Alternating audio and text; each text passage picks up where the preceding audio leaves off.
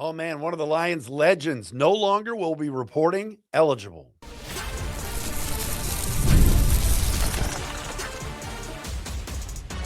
You are Locked On Lions, your daily Detroit Lions podcast. Part of the Locked On Podcast Network, your team every day. We got ourselves a Thursday edition, everybody, of Locked On Lions right here on the Locked On Podcast Network, the #1 sports podcast network. Matt Dery and you on a Thursday, January 22nd and a Friday, January 23rd. Appreciate you all being here. Thanks to our everyday listeners who are out there. Big show today. We got a lot to get into today, certainly, including on our Everydayers Discord, a big back and forth debate about Amon-Ra St. Brown and his comments from yesterday. We'll get into that. Ennis Rakestraw, is he ready for a breakout season next year? Can he at least be on the field? We will discuss, as Dave Burkett brought it up in the Free Press recently, some award nominations for Aiden Hutchinson. But we start with this. The news of the day. Dan Skipper is retiring. What? Big Skip? Number 70?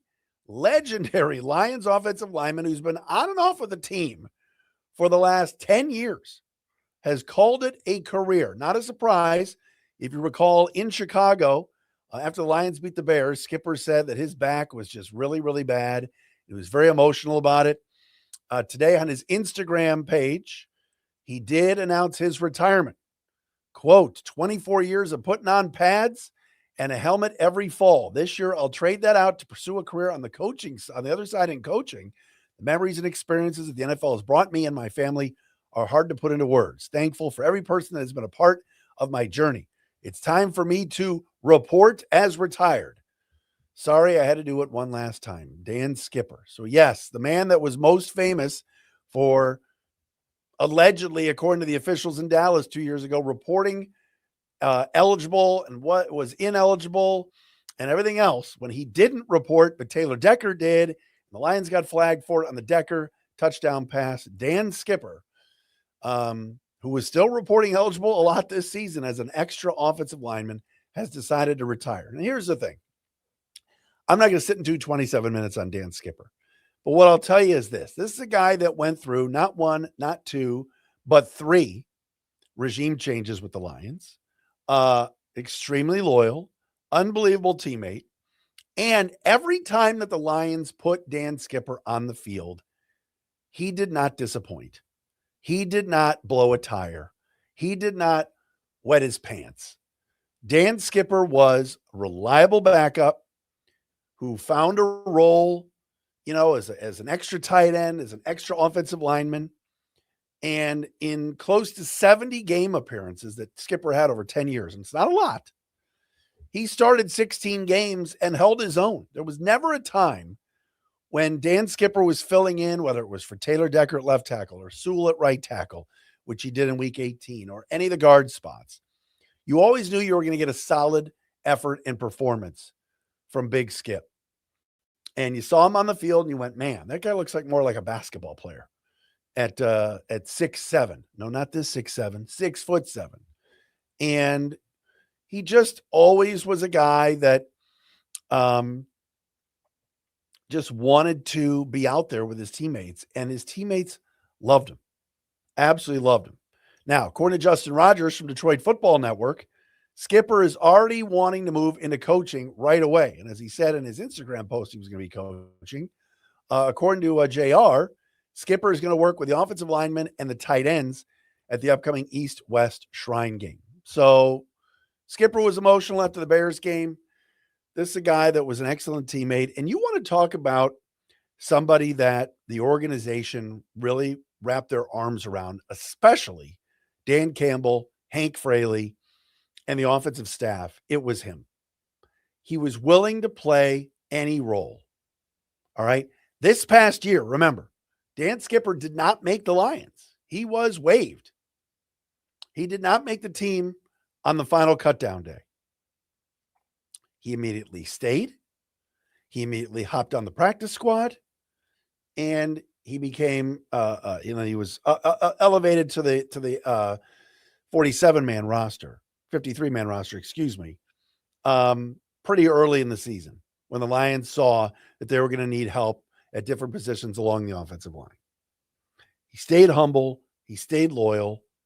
And he's a guy that just, look, it's like Don Muhlbach. When Don Muhlbach was a long snapper for 18 years with the Lions, he became kind of a cult hero and a legend. And the same can be said for Skip.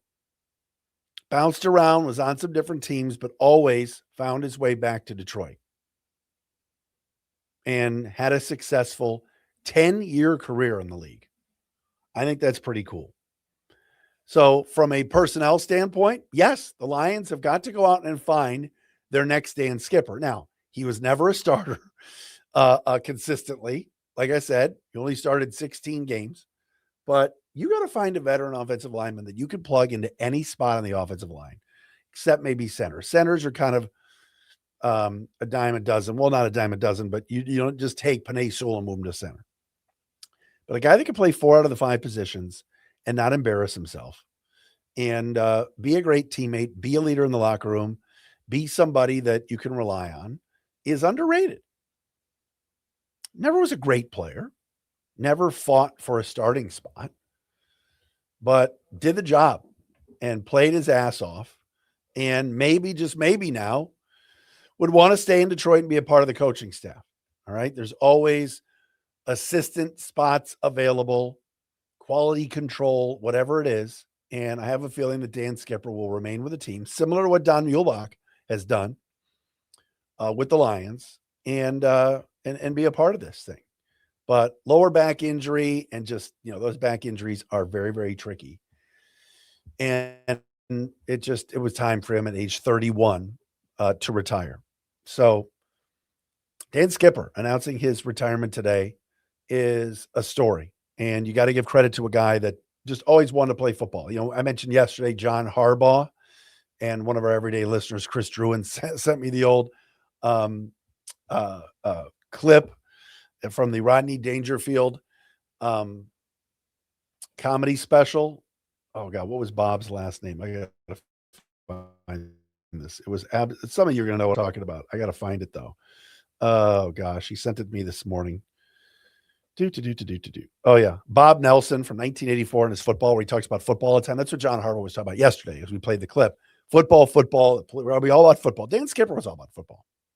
He was a guy that you relied upon and did pretty well. So yeah, the Lions are going to have to fill that spot somehow and find somebody that can be reliable, that can come in off the bench, play left tackle, play right tackle, play left guard, play right guard, wherever they put Dan Skipper, he was valuable. They even tried to throw him the ball a few times over the last few years as a tackle eligible player, and just would do anything to help the team. And it's those kind of guys in the locker room that has made the Lions over the last 4 years a winning franchise. All right. And I get it. We talked about this yesterday with the St. Brown audio on his podcast. Lion fans are upset. Lion fans are disappointed in what happened this past year. And there's some anger around the Petzing hire, and some of them fans want a McDaniel. He goes to the Chargers, all these things. But you look at the body of work over the last 4 years and you see 4 winning seasons in a row. 9 wins, 12 wins, 15 wins, 9 wins. And this year was not good. I'm not mincing words here. I'm not going to say, hey, golly gee, they won 9 games. No. But to have consistent winning, you have to have players like Skipper who are bought in, who are veteran leaders, and are willing to do anything it takes to win. So I'm done with the talk about Dan Skipper now. Hopefully he stays on as some assistant coach. Helps out maybe with the Hank Fraley or the new tight ends coach in some capacity. But you need those glue guys on the team if you want to have success. And the Lions had plenty of success this past 4 seasons where Skipper was a part of it. All right, coming up next, Aiden Hutchinson is up for some NFL awards. Well-deserved. We'll tell you which ones. Coming up next, Stacey Dales tomorrow from the NFL Network. She is covering the Seahawks for the NFC Championship game. We'll have her on tomorrow from the NFL Network right here on Locked On Lions.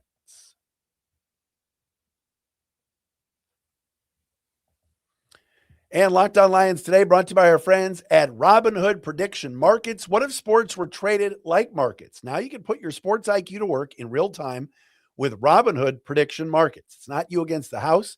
It's you participating in a live market. All right. It's cool.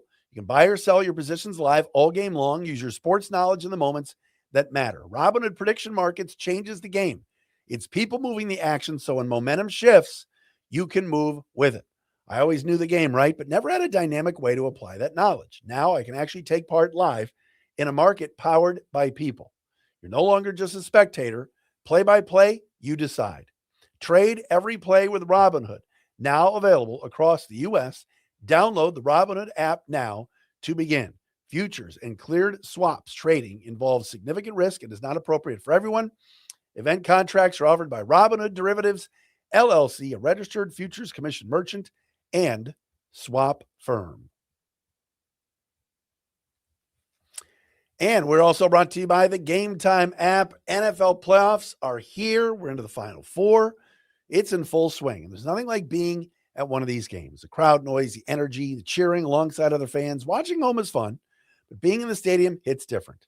The frustrating part has always been trying to get tickets, waiting in queues, dealing with logins, and watching prices change right at checkout. That's why the Game Time app gives the advantage back to you, the fans. It's the hack for unlocking amazing NFL tickets and experiences in just a few taps.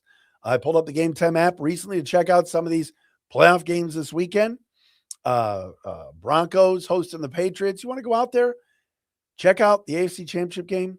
It's not bad. Find great ticket options almost instantly. One of my favorite features too is being able to see the view from my seat before buying. So there are no surprises. All right. Knowing tickets are backed by the Game Time guarantee gives real peace of mind. It's a great website. Take the guesswork out of buying NFL tickets with Game Time. Download the Game Time app, create an account, use the code LOCKEDONNFL. That's LOCKEDON NFL for $20 off your first purchase. Terms apply. Again, create an account, redeem the code LOCKEDONNFL for $20 off. Download the Game Time app today and get back to being there live.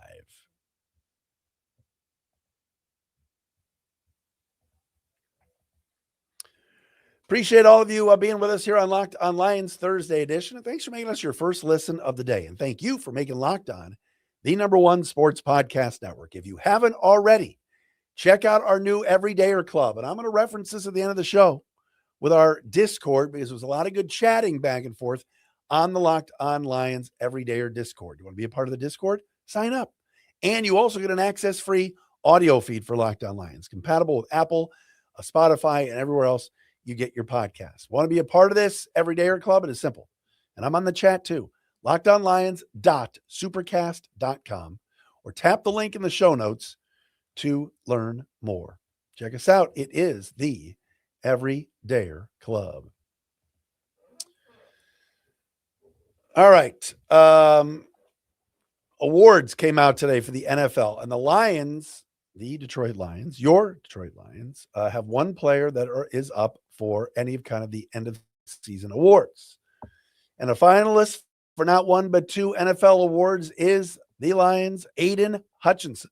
That's right. Hutch coming off a big year. He had 14.5 sacks, fourth in the NFL. And he is up for both Defensive Player of the Year and, Comeback Player of the Year. Defensive Player of the Year finalists are Hutchinson, Nick Bonito from Denver, Myles Garrett of the Browns, Micah Parsons of the Packers, and the Texans' Will Anderson Jr. These are all guys that are just unbelievable players. And Garrett, Anderson, Parsons, and Hutch are really the four best, I think, edge rushers in the league. You could throw Max Crosby in there as well, but he had his injury issues and everything else this year. Myles Garrett set an NFL record with 23 sacks, so I kind of think he's going to win this. But I think Hutchinson has a chance for Comeback Player of the Year award. Broke his fibula and tibia last year, of course, in the Dallas game. Missed the rest of the season. Broken leg in two places.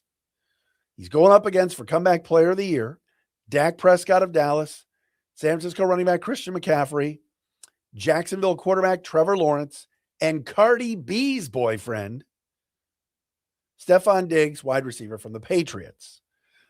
Diggs had an ACL last year, finished with 85 catches this year and 1,000 yards receiving. Trevor Lawrence, multiple concussions last year, came back at a big year. Christian McCaffrey, only played 4 games last year with a bunch of injuries, and Dak Prescott had that hamstring injury last year and missed the rest of the year. I'm sorry, but Aiden Hutchinson deserves this award. 14 and a half sacks, and is coming back from an injury. He didn't just tear his ACL. I mean, he broke his leg in 2 places. Fibula, tibia, smashed to pieces.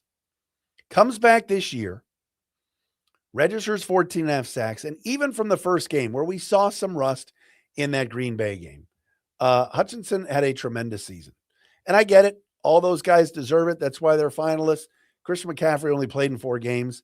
This year came out like gangbusters and was one of the best offensive weapons in all of the league. But that Hutchinson injury was grueling and gruesome, grueling, everything. All the grooves. I think he deserves to win Comeback Player of the Year, and I hope he does. He had a very, very good to almost great season for the Lions.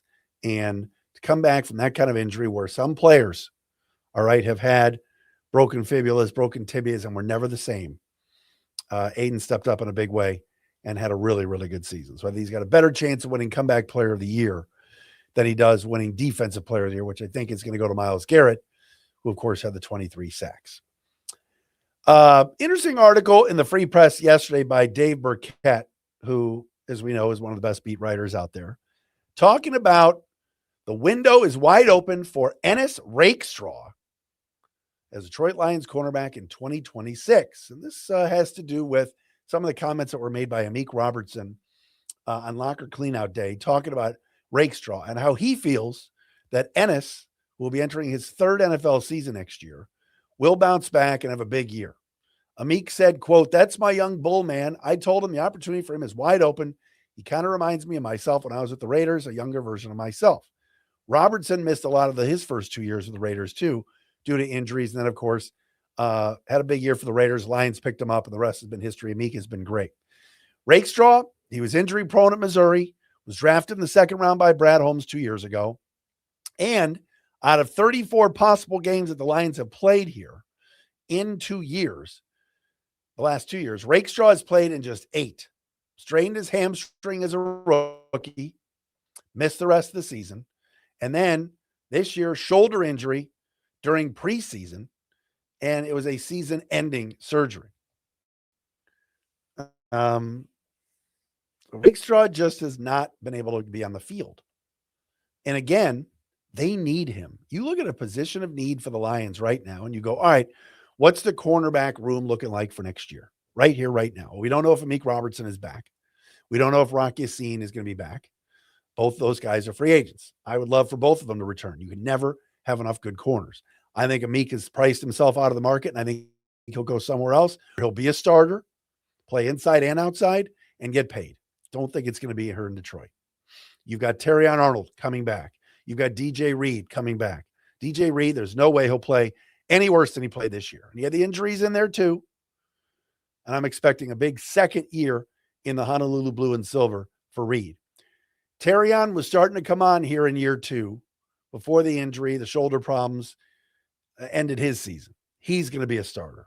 And the Lions like playing that base 4-3, 2 safeties, 2 corners. This isn't a team that has gone with 2 linebackers, 3 corners. And there's games where Amik Robertson was out there a lot. But, man, if Ennis Rakestraw, who had a really solid career at Missouri but had some injuries, drafted 2nd round, remember, 2 years ago, if he can come back and be a competitor and be that number 3 cornerback that this team envisioned a few years ago, that would be huge. So Amik Robertson kind of vouching for Rakestraw, but he's kind of a forgotten man here. He's got to stay healthy. This has been an issue with Brad Holmes. Brad Holmes did a great job, all right? But he has drafted so many injury-prone defensive players. Levi Onwuzurike, Ennis Rakestraw, Broderick Martin. He picked up Marcus Davenport in free agency, always hurt, right? There has been others that just have not been able to stay on the field. Now, this year was some bad luck with Kirby Joseph in the knee and Brian Branch as well. Those guys I wouldn't say were injury prone. But it is time for a guy like Rakestraw to step up, and got him on a rookie deal. He's cheap, And if he can just be healthy, it'd be nice to see him out there for the Lions because that's needed in a big way. Never have enough corners. All right. We mentioned before our Everydayer Club Discord, which is like a chat. And there was a good discussion going on about Amon-Ra St. Brown and his comments yesterday, kind of ripping on the fans for ripping on the Drew Petzing hire. I touched on it yesterday. Go back and watch it or listen to it if you missed it.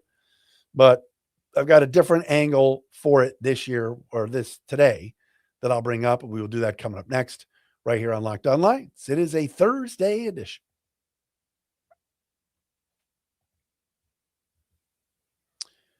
All right, folks, Locked On Lions today brought to you by Indeed. If you've ever hired someone who looked good on paper but was not the right fit, you know how important that is.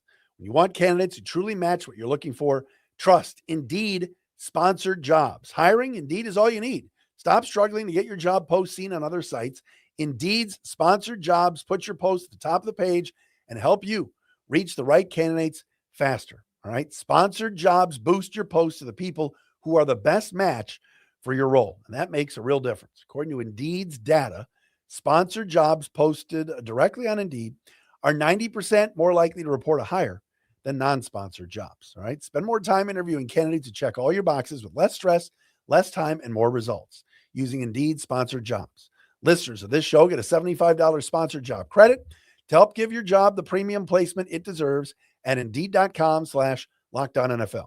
Just go to Indeed.com/LockedOnNFL right now and support the show by saying you heard about Indeed on Locked On Lions. Terms and conditions apply. Hiring, do it the right way with Indeed. And hey, it is tax season. It doesn't have to take over your whole life, right? This year, TurboTax is making it easier than ever to just hand things off and move on with your day. With TurboTax full service, you can have your taxes done for you by a trusted local expert, start to finish, without the stress or guesswork. Instead of spending hours trying to figure out forms and everything else, you can meet with a local TurboTax expert in person or connect online. They handle everything, W-2s to self-employed forms, and work to get you every deduction. For limited time, you can have your taxes done by a local TurboTax expert for just $150, all in. If a TurboTax expert didn't file for you last year, just file by February 28th. Take taxes off your plate, get back to your life with our friends at TurboTax. Visit turbotax.com/local to book your appointment today.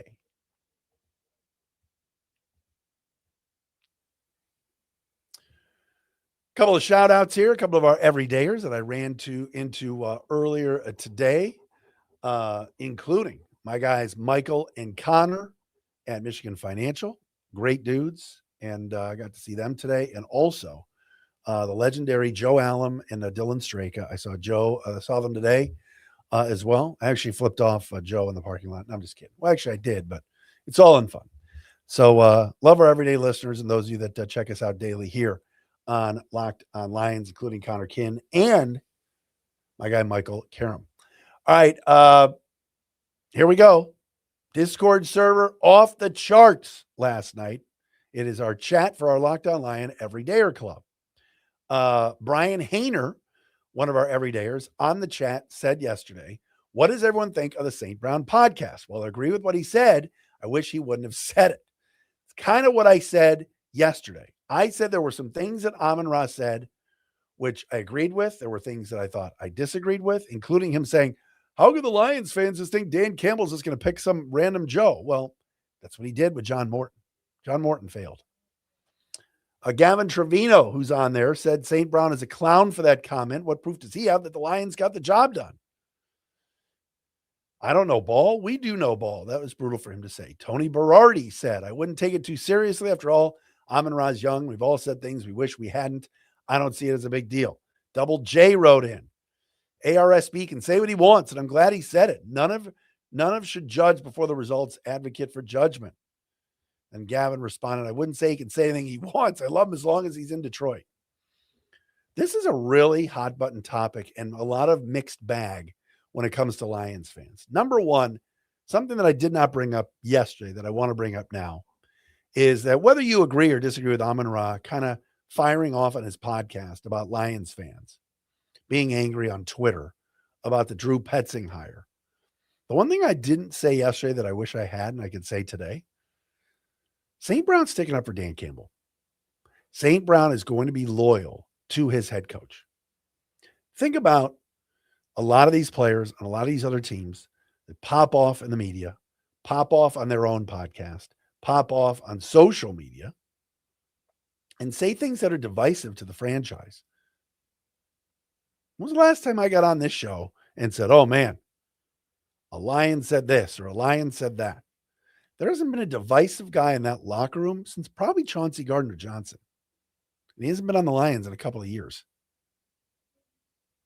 He didn't like certain things here.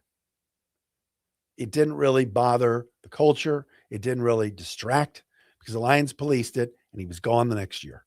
And oh, by the way, bounced around a team after team after team after he left.